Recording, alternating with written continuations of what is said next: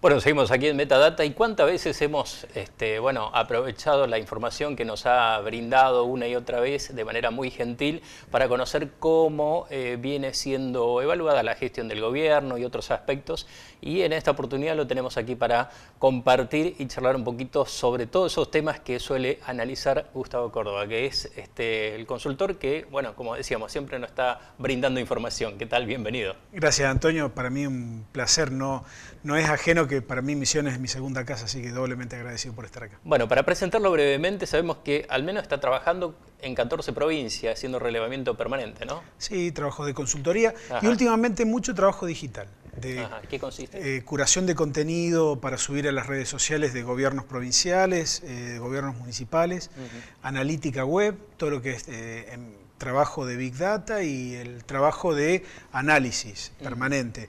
Hemos encontrado una beta muy interesante en combinar un híbrido de encuestas tradicionales con encuestas hechas en redes sociales. Así que en cualquier momento se viene un empalme, digamos, de datos, porque evidentemente hay una actividad muy fuerte de los argentinos en las redes sociales y eso también genera una especie de cultura política. Claro. Justamente esta semana Amnistía Internacional ha mostrado también de que hay algunos buenos y algunos no tan buenos trabajando desde la oscuridad en las redes, ¿no? Es que eso es inevitable.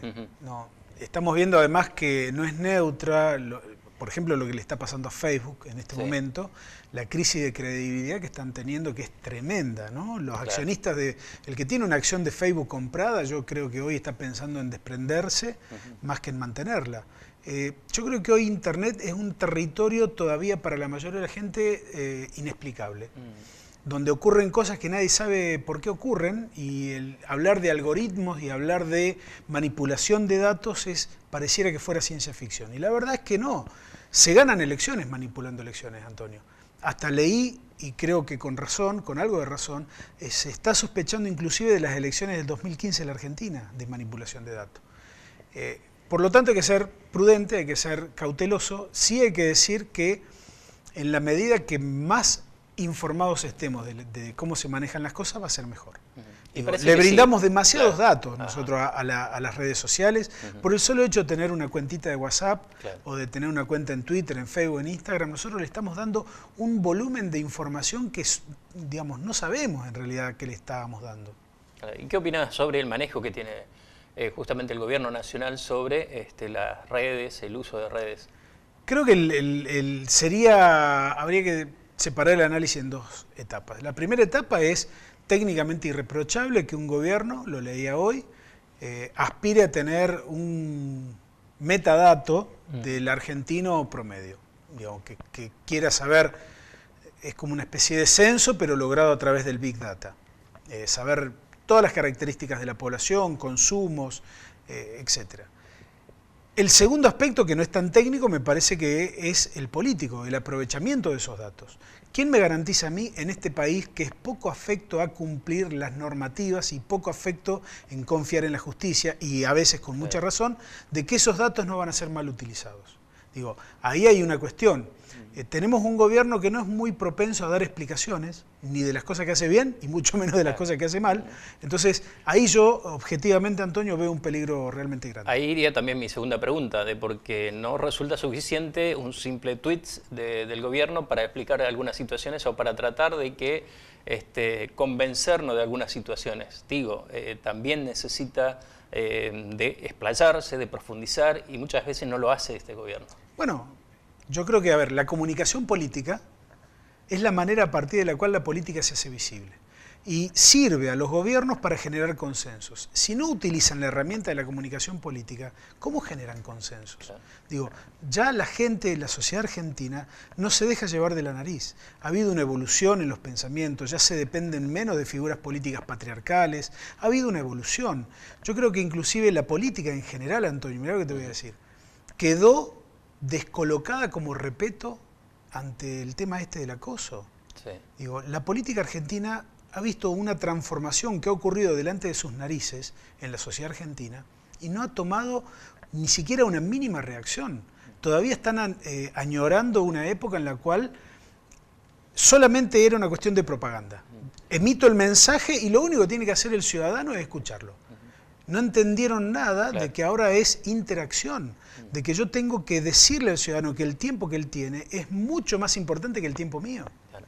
Hemos visto en el último trabajo que han publicado de que por un lado la imagen de Macri, pero por otro lado también la preocupación que tiene la ciudadanía. Digamos, la ciudadanía parece estar preocupado en otros asuntos muy paralelos a la intención reeleccionista, por ejemplo, de Macri. Bueno, eso me llamó la atención.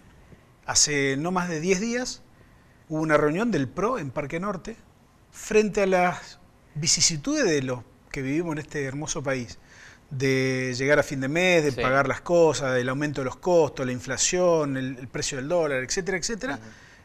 Al PRO que conduce el gobierno de Cambiemos no se le ocurrió mejor idea que decir, listo, ya está, salen las reelecciones de Macri, Vidal y de Larreta, como si ese fuera la respuesta, ¿no?, de la política a los problemas de la gente. Y me parece que es muy apresurado, tal cual fue, a mi criterio, la lectura que hizo el gobierno del triunfo electoral de octubre. Creo que fueron demasiado soberbios en la interpretación y dilapidaron un capital político que les había otorgado la ciudadanía argentina. El gobierno tiene una agenda, Antonio, que muchas veces, o la mayoría de las veces, no coincide con la agenda de la gente. Digo, hoy las redes sociales muestran con mucha claridad eso, porque el gobierno instala temas que la mayoría de la gente ya no los considera como reales. Por ejemplo, la frase en el Congreso, en la apertura de sesiones legislativas de este año. El presidente Macri dijo, los salarios le ganaron a la inflación desde que soy presidente.